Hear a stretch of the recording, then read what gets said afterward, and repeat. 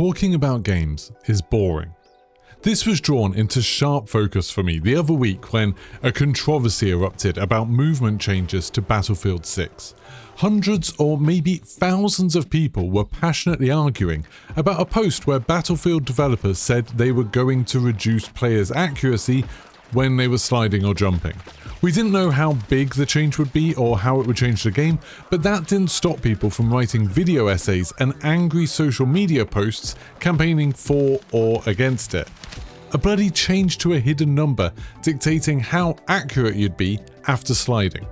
In a game where NATO's broken down and there's open warfare between governments and private military companies are on the streets of Brooklyn, surely there's something more interesting to talk about there. I think most people would agree that gaming is just another media form, like movies, books, music, art, TV. But for some reason, that dialogue around them has just never been as interesting as it is with other types of art. Search on YouTube for your favourite game, and you're going to see tips, news, compilations of funny or impressive clips from someone playing it. Do the same thing for your favourite movie or book and you're going to find thought-provoking video essays and discussions on themes, social impact and alternative interpretations of the creator's intent. In this video, I'm going to have a look at why this is and what good gaming content should even look like. I think the problem started with the inception of gaming. It wasn't like other forms of media. Where books have their roots in oral storytelling and movies have roots in theatre and art has roots in iconography, the origins of video gaming are much more simple. It was about how you could entertain somebody using a computer. Sadly, computers weren't very entertaining. They were designed to do maths, and no matter what your high school maths teacher told you, maths is very rarely fun. So when some creative programmers decided to make video games, they had to work within the confines of these fancy counting machines, and so all the early games were about making a number go up or down. Pong, Pac-Man, Space Invaders, they all relied on scores, and removing things from the screen was easier than perpetually adding things, so destruction was represented more than creation was. In Pac-Man, you eat everything on the screen. In Space Invaders, you destroy it all. It's not like creative geniuses decided at some point that death and destruction or points accumulation were the themes most appropriate for gaming on computers. It's just that that kind of game was much easier to create, and sadly it's stuck. While creative games have existed and grown in popularity from Mario Paint on the SNES to Dreams on the PS4, games where you destroy things make up the vast majority of the gaming catalogue. And while gaming is a uniquely interactive medium where the player has agency rather than just being an observer, because games are almost inherently destructive, your way of expressing yourself tends to evolve around how efficiently you can destroy things or make a number go up. Decades later, we're still stuck in that mindset.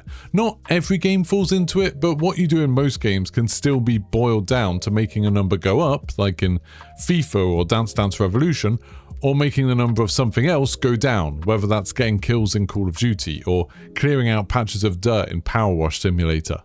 Some games creatively let you focus on both, like Grand Theft Auto, where you're making your bank account number go up while trying to take out other players and NPCs.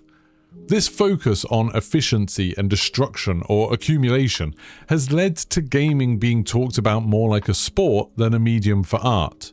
Now, I'll be the first to say, I'm not a big sports fan. While I love watching and following Formula 1, I'm not someone who can watch hours of content talking about football or golf.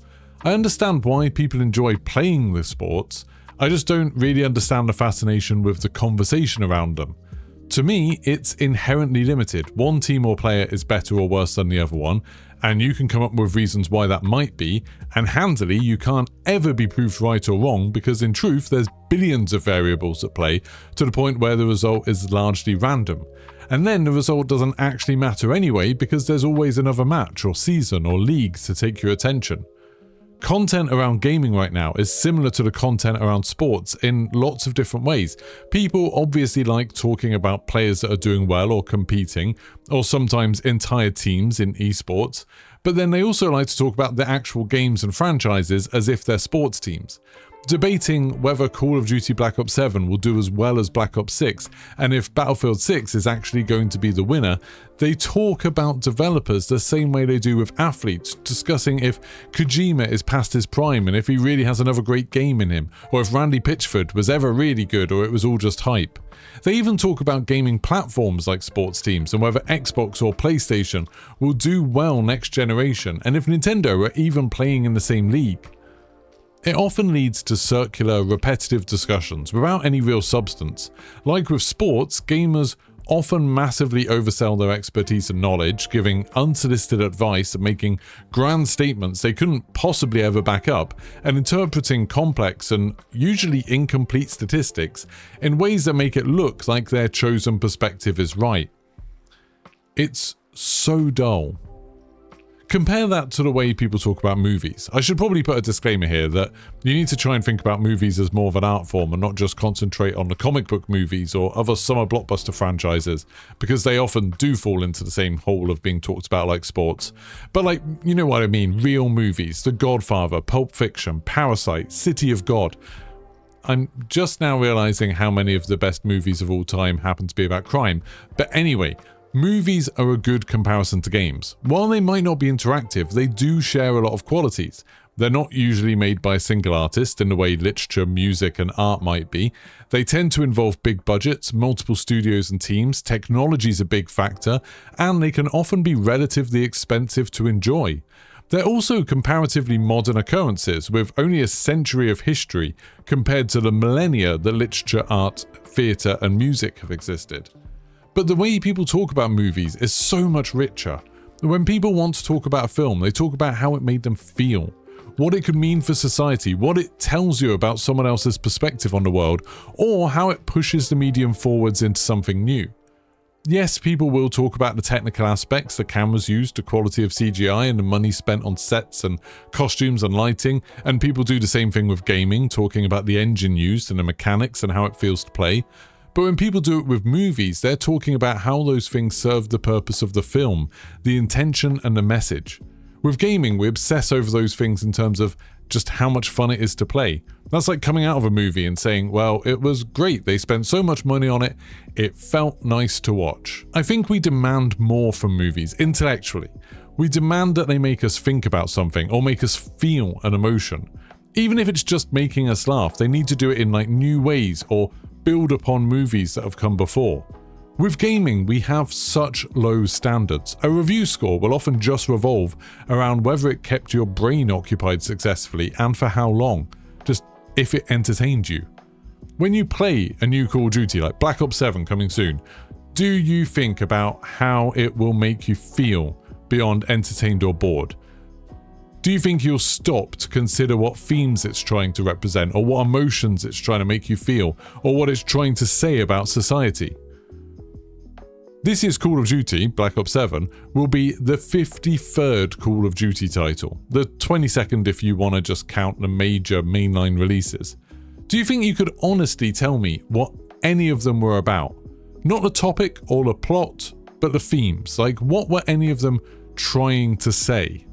For the last few years, it seems like the idea of meaning in Call of Duty games has never made it past sometimes soldiers do things that you don't know about, but they do it to keep the world safe. Which is obviously something that everybody knows, and Call of Duty doesn't look at the way that happens in real life, just how it could happen if soldiers were male fantasy action heroes. Every character in every Call of Duty boils down to an exceptional soldier who's skeptical of his superiors but will get the mission done even if they have to get their hands dirty. In the 2022 Modern Warfare 2, I thought maybe they were trying to break that when they introduced Alejandro, a Mexican special forces soldier who was dealing with corruption in the Mexican army and trying to keep his family safe. I thought maybe this character would be different. Maybe they're going to take a look at how a soldier can balance the loyalty to their family, to their ideals, and to their country.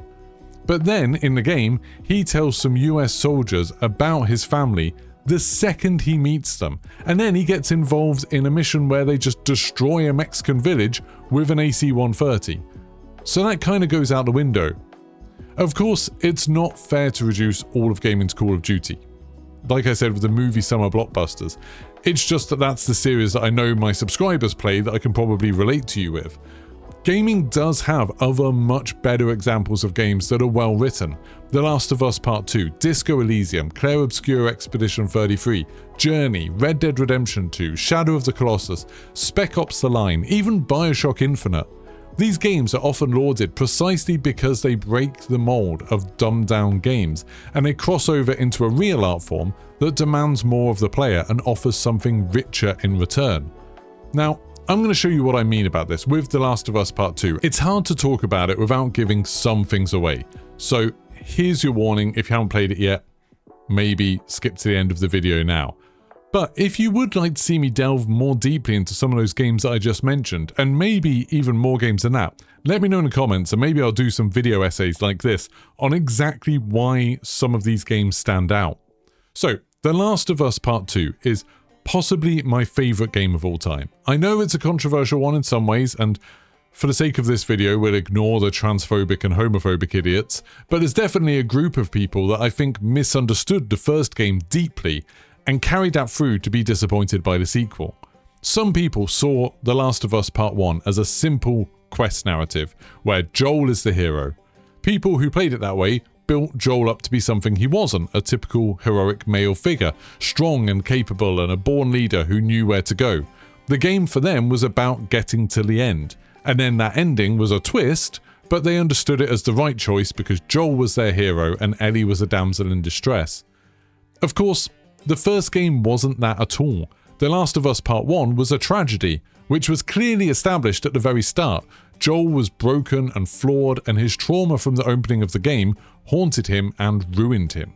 He was pushed into a job he didn't want to do, looking after Ellie, and his gruffness and his irritability didn't give way to him becoming a true heroic father figure.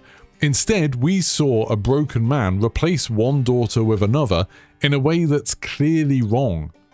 At the end of the game, Joel made the wrong choice. He became a murderer, a liar, and possibly doomed humanity so he could indulge in a fantasy that he had saved his daughter, even against her wishes.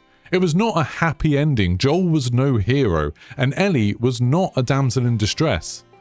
But if you go into the second game with that misunderstanding, thinking Joel was a great character, then the opening of Last of Us Part 2 was probably pretty upsetting.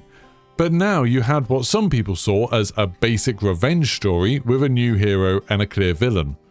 But again, of course, The Last of Us Part 2 isn't a revenge story either.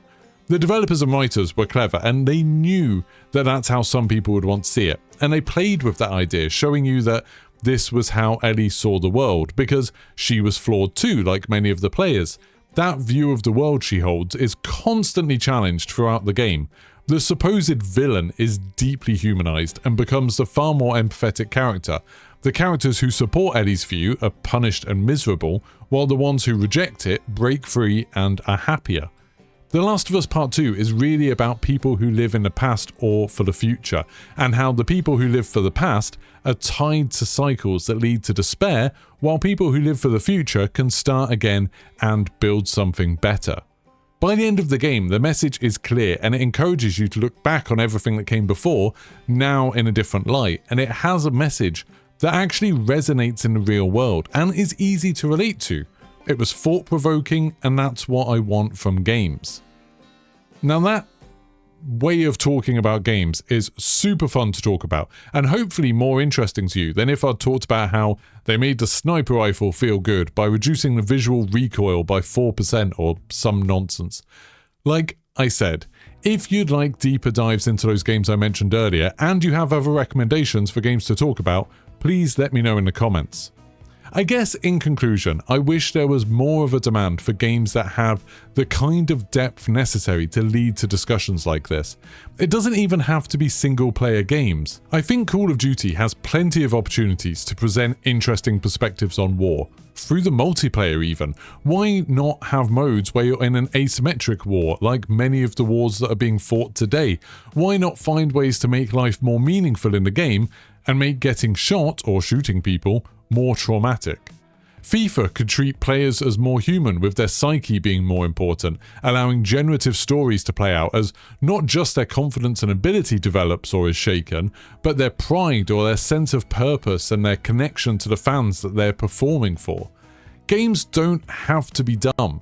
They just are right now for the most part, because that's all that anybody expects. And while we're all focused on how fast you can slide in Battlefield 6, the developers don't really need to spend money on writers who can actually make you feel something. So if you enjoyed that, don't forget to leave a like, let me know in the comments, and if this video does well, maybe we'll do some more of these kind of video essay style videos. Let me know in the comments below what games you would like me to talk about.